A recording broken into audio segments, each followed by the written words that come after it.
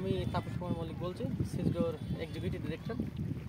আমরা এখন অবস্থান করছি সাতক্ষীরা জেলার শ্যামনগর উপজেলার গাবুরা ইউনিয়নের পার্শ্বমেরি গ্রাম। পার্শ্বমেরি গ্রামটা এমন একটা জায়গায় অবস্থিত, ঠিক এটা একটি দ্বীপ, একটি ইউনিয়ন, এর পাশেই নদী, একেবারে নদীর সীমানায় অবস্থিত। এই যে নদীর নাম কপোতাক্ষ নদী। ঠিক নদীর বিপরীত পাশেই কিন্তু আপনার পৃথিবীর সবথেকে বিখ্যাত সুন্দরবন। নদীর ঠিক বিপরীতে সুন্দরবন। এই যে নদী, ঠিক নদীর সাইডে এটা হচ্ছে চর, আর নদীর ঠিক চরের ওই পাশে যে বাঁধ, ওখানে হচ্ছে আপনার এই কোস্টাল যে জনগোষ্ঠী, আমার এই পার্শ্বমেরি গ্রামের যে জনগণ। আমরা গত 1 বছর ধরে ডিসিশন নিয়েছিলাম। ডিসিশন নেওয়ার আগে একটু কথা বলি। ঠিক এই যে গ্রামটা অবস্থান, এই গাবুরা ইউনিয়নে, এটা সারা বছর এখানকার জনগণ সারা বছর এখানে ঘূর্ণিঝড়, সিডার, আইলা, এরকম প্রাকৃতিক দুর্যোগ যত ধরনের আছে, মানে বছরের সবসময় তাদেরকে এটা মোকাবেলা করে বেঁচে থাকতে হয়। এখানে সবসময় কিছু না কিছু প্রাকৃতিক দুর্যোগ, জলবায়ু পরিবর্তনের ফলে এখানে লেগেই থাকে। আর এই প্রাকৃতিক দুর্যোগের কারণে এখানকার যে অর্থনৈতিক অবস্থা, সব কিছু মিলে জীবনমান খুবই নিম্ন। এখানকার মানুষের 80%, আপনারা পরে বুঝতে পারবেন এখানকার মানুষদের যে সাক্ষাৎকার এবং তাদের নিজস্ব বক্তব্য, এখানকার মানুষজনের 80% নির্ভর করে সুন্দরবনের উপরে। সুন্দরবন থেকে তারা সচরাচর কাঁকড়া মাছ সংগ্রহ করে, কাঁকড়া, চিংড়ি বা মাছের পোনা, তারা মোটামুটি মাছ সংগ্রহ করে সুন্দরবনের এখানে। 80% মানুষ সুন্দরবন থেকে আপনার মাছ সংগ্রহ করে এখানে জীবন ধারণ করে, আর 20% মানুষ শ্রমিক, ডেলিভারি হিসেবে বিভিন্ন কাজে বাইরে চলে যায়।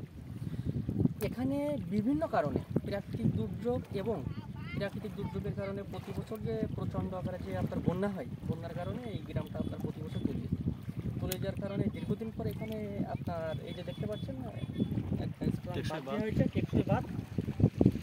এই বাঁধ যার ফলে হয়েছে কি, আপনার নদীর যে চরের এখান থেকে মাটিগুলো কেটে ওখানে রাখা হয়েছে। আমাদের এই যে জনগোষ্ঠীর এই কোস্টাল যে জনগোষ্ঠী এবং কোস্টাল প্রোটেকশনের জন্য আমরা গত 1 বছর ধরে আমরা কাজ করছি। একটা বিষয় নিয়ে আমরা 1 বছর আগে ভাবছিলাম, যেখানে আমরা ম্যানগ্রোভ রেস্টোরেশন করব। কারণ এখানকার মানুষজন সুন্দরবনের উপরে এতটাই নির্ভরশীল যে সুন্দরবনের উপরে ওভার ইউজ হওয়ার কারণে সুন্দরবন ক্ষতিগ্রস্ত হচ্ছে, এবং প্রাকৃতিক দুর্যোগের কারণেও সুন্দরবন প্রচুর পরিমাণে ক্ষতিগ্রস্ত হচ্ছে। এখানে আমাদের 1 বছর আগে যে ডিসিশন নিয়েছিলাম সুন্দরবন রেস্টোরেশন, যে সুন্দরবন নিয়ে কাজ করব, সেটা নিয়ে আমরা গত 1 বছর এখানে কাজ করে আসছি। সুন্দরবন রেস্টোরেশনটা মূলত এটা একটা নির্দিষ্ট দিন বা 2 দিন, বছরে 3 দিন এসে কিছু গাছ লাগানোটাই না। আমরা গত 1 বছর যাবত বিশ্বের যারা সুন্দরবন নিয়ে কাজ করে, যেমন mangrove action project, map, global mangrove alliance এবং বৈশ্বিক যে আপনার রিনিউন্স যে অর্গানাইজেশনগুলো আছে, তাদের মেন প্রিন্সিপাল, তাদের রুলসগুলো আমরা ফলো করছি এবং ফলো করে ওই মোতাবেক কাজ করে আসছি।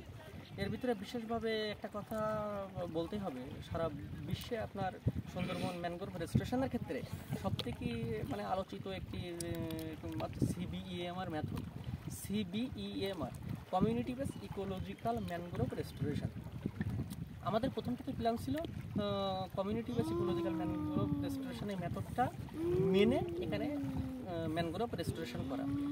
এখানে আমরা CBEMR রেস্টোরেশন এইটা আমরা ফলো করতে যে গত 1 বছর থেকে যেটা আমরা শিখছি বা অর্জন করছি, CBEMR এর মেন উদ্দেশ্য হচ্ছে আপনার কোস্টাল কমিউনিটিকে নিয়ে এই যে যা কিছু হবে প্ল্যান, মানে এখানে আসলেই ম্যানগ্রোভ রোপণ করা উচিত কিনা বা তারা আসলে চায় কিনা, প্রথম প্ল্যানিং থেকেই এখানে আপনার স্থানীয় লোকাল কমিউনিটির ইনভলভমেন্ট, কমিউনিটির এনগেজমেন্ট, কমিউনিটির লিডারশিপ, কমিউনিটির স্টুয়ার্ডশিপ এবং কমিউনিটির ওনারশিপ, এখানে স্থানীয় জনগোষ্ঠী, লোকাল কমিউনিটিটাই মেন। আমরা গত 1 বছর আমরা সিজডো 2017 সাল থেকে এখানে কাজ করে আসছি, বিভিন্ন অ্যাওয়ারনেসমূলক এবং সুন্দরবন নিয়ে আগে কাজ করেছি, যদিও CBEMR মেথড অনুসরণ করে না। বাট আমরা 17 সাল থেকে এখানে কাজ করার ফলে যেটা হয়েছে, এই এলাকার যে জনগোষ্ঠীর সাথে আমাদের একটা আত্মার রিলেশন, একটা অন্যরকম রিলেশন সৃষ্টি হয়েছে। এই রিলেশন সৃষ্টির কারণে গত 1 বছর আমরা এই CBEMR নিয়ে তাদের সাথে আলোচনা করছি। আলোচনা করার ফলে তাদের একটা মত যে তারা চায় এখানে আরও বেশি বেশি সুন্দরবন মানে রোপণ করা হোক বা সুন্দরবন সংরক্ষণ পুনর্জন্ম এটা করা হোক। কারণ তাদের একটাই কথা, এখানে যদি সুন্দরবন না থাকে তাহলে তাদের জীবন একবারে বিপর্যস্ত, বিপন্ন হয়। কারণ তারা নির্ভর করছে পুরোটাই সুন্দরবনকে। কারণ এই ম্যানগ্রোভ ফরেস্টটা তাদেরকে শুধুমাত্র কোস্টাল প্রোটেকশন না, শুধুমাত্র জলবায়ু বা প্রাকৃতিক দুর্যোগ থেকে না, তাদের যে লাইভলিহুড, তাদের দৈনন্দিন যে প্রয়োজনীয় লাইভলিহুডটা নির্ভর করে সুন্দরবন।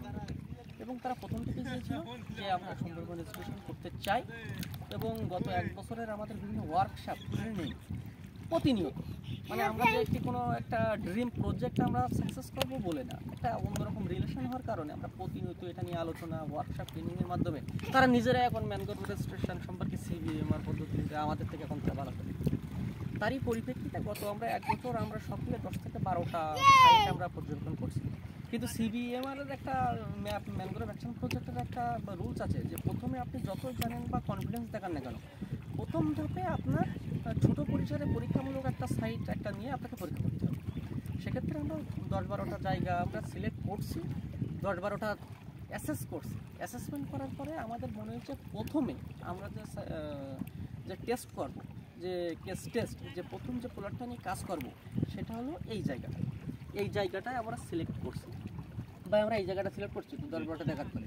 এই জায়গাটা সিলেক্ট করার ক্ষেত্রে আমরা যে জিনিসগুলো আমরা ফলো করছি, মূলত হাইড্রোলজি, এখানে পানির প্রবাহটা ঠিক আছে কিনা, হাইড্রোলজির পরে এখানে সয়েল টাইপ, মানে ম্যানগ্রোভটা নির্ভর করে এটা একটা সাইন্টিফিক ওয়ে, শুধুমাত্র কোস্টাল কমিউনিটি না, কোস্টাল কমিউনিটির এনগেজের সাথে সাইন্টিফিক ওয়েটা ফলো করতে হবে।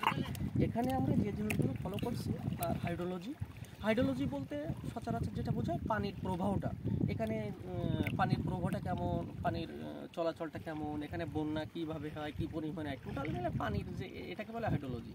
তো এখানে আমরা কথা বলে দেখছি স্থানীয় যে জনগোষ্ঠী এখানে আমাদের যারা শেয়ার হোল্ডার, তাদের বলছে এখানে পানির প্রবাহ হাইড্রোলজি ইজ ওকে ফাইন, এখানে কোনো সমস্যা নেই।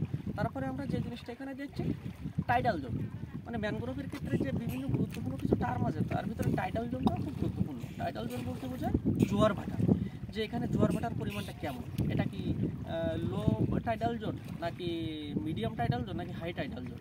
মানে লো টাইডাল জোন বলতে সব সময় দেখা যাচ্ছে এটা পানির নিচে একটা নিমজ্জিত থাকবে বেশিরভাগ সময়। মিডিয়াম টাইডাল জোন বলতে যেটা বোঝায় আপনার এখানে জোয়ার ভাটা মোটামুটি একটা মাঝামাঝি পর্যায়ে থাকবে। আর হাই টাইডাল জোন বলতে যেখানে জোয়ার ভাটা হবে বাট শুকনোর পরিমাণটা বেশি থাকবে, মানে শুকনো থাকবে, যখন জোয়ারটা নেমে আসে পানিটা তখন ওটা শুকনো থাকবে।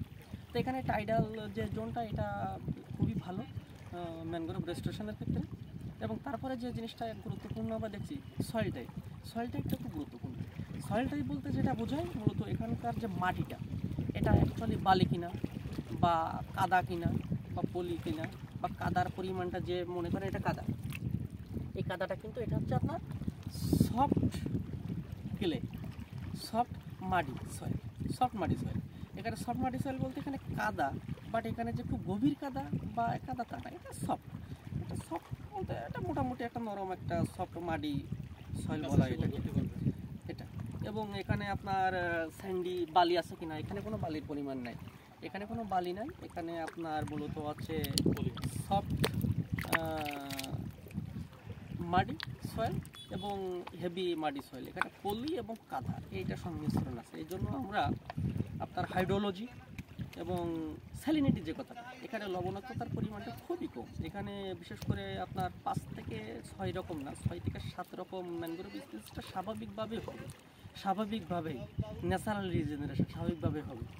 এই জন্য হাইড্রোলজি, টাইডাল জোন এবং আপনার সয়েল টাইপ সব কিছু বিবেচনা করে এবং ওর সাথে স্যালিনিটি বিবেচনা করে আমরা এই সাইটটা সিলেক্ট করছি। গত 1 বছর ধরে যে আমরা কাজ করছিলাম 10-12টা জায়গা দেখার পরে এই জায়গাটা আমরা এই সাইটটাই সিলেক্ট করছি। এবং এই সাইটটাই মূলত আমরা সিবিএমআর যেটা বলে ম্যানগ্রোভ রেজিস্ট্রেশনের ক্ষেত্রে শুধুমাত্র প্ল্যান্টেশনটা ইম্পর্টেন্ট না, আমরাও মনে করি mangrove registration is means not only plantation. Mangrove রেজিস্ট্রেশনের প্রথম কথা হচ্ছে ন্যাচারাল রিজেনারেশন। যদি এখানে স্বাভাবিক প্রক্রিয়ায় আপনার ম্যানগ্রোভের যে বীজগুলো এটা যদি পানির সাথে ভেসে এসে যদি আপনি যদি এখানে গজায় বা আপনি যদি বন হয়, এটাকে বলে ন্যাচারাল রিজেনারেশন। তা আমরা সবসময় লক্ষ্য করছি যে যদি ন্যাচারাল রিজেনারেশন যদি ঘটে তাহলে সেই জায়গাটা প্রোটেক্ট করা, বেড়া দিয়ে ঘিরে প্রোটেক্ট করে ওই জায়গাটায়, কারণ আমরা মনে করি ন্যাচারাল রিজেনারেশনের স্বাভাবিক প্রক্রিয়ায় যে বনটা হয় ওইটার যে আপনার বায়োডাইভার্সিটি, ইকোলজিক্যাল যে আপনার যে বাস্তুতন্ত্র এবং যে ওইটার যে ভেরিয়েশান বৈচিত্র্যময়, এটা আসলে এটার কাছে প্ল্যান্টেশন কিছুই না। সেক্ষেত্রে এখানে আমরা ন্যাচারাল রিজেনারেশনটা দেখছি এবং ন্যাচারাল রিজেনারেশনের সাথে আমরা এখানে অ্যাসিস্টেড ন্যাচারালাইজেশন আমরা কিছু কিছু জায়গায় এখানে মাটি কেটে নেওয়ার কারণে ক্ষয়ের কারণে কিছু জায়গায় উঁচু নিচু হওয়ার কারণে কিছু জায়গায় আমরা সরাসরি বীজটা ছড়িয়ে দিই আর বেশিরভাগ ক্ষেত্রে এখানে আপনার ন্যাচারাল রিজেনারেশন হবে। তাহলে এই জায়গাটা আমরা যে সাইটটা সিলেক্ট করছি এখানে মূলত ন্যাচারাল রিজেনারেশন এবং অ্যাসিস্টেড ন্যাচারাল রিজেনারেশন এই প্রক্রিয়ায় আমরা এখানে ম্যানগ্রোভ রেস্টোরেশনটা করতে চাই। আর পুনরায় যদি সাইডে যেখানে স্বাভাবিক প্রক্রিয়ায় পানির মাধ্যমে বীজটা পৌঁছাতে পারছে না বা স্বাভাবিক ন্যাচারাল রিজেনারেশনটার পরিমাণ একটু কম, সেই ক্ষেত্রে আমরা ডিসিশন নিয়েছি আমরা যে নার্সারি এখানে করছি এস্টাবলিশ করছি নার্সারি থেকে চারা নিয়ে সেইখানেই করব। তাহলে প্রাথমিকভাবে আমাদের এই সাইটটাতে আমরা ন্যাচারাল রিজেনারেশন এবং অ্যাসিস্টেড ন্যাচারাল রিজেনারেশনটাই আমরা জন্য এটা ম্যানগ্রোভ রেস্টোরেশনটা আমরা করছি এবং এখানে আমরা আশা করছি এখানে হাইড্রোলজি টাইডাল জোন এবং আপনার সয়েল টাইপের উপর নির্ভর করে আমরা আশা করছি 6 থেকে 7টা রকম স্পিসিস এখানে স্বাভাবিকভাবে হবে। ভাই এই জায়গায় যে জোয়ার ভাটার পরিমাণ মোটামুটি কেমন, অনেক বেশি নাকি একদম কম নাকি মাঝামাঝি? মিডিয়াম। তাহলে এখানে ভাই হচ্ছে এখানকার আমাদের যে স্থানীয় যে কমিউনিটি স্থানীয় ভিতরে ভাই আছে নেতৃত্ব এখানে কাজটা হচ্ছে ভাই নেতৃত্ব দিচ্ছেন এখানে স্থানীয়ভাবে।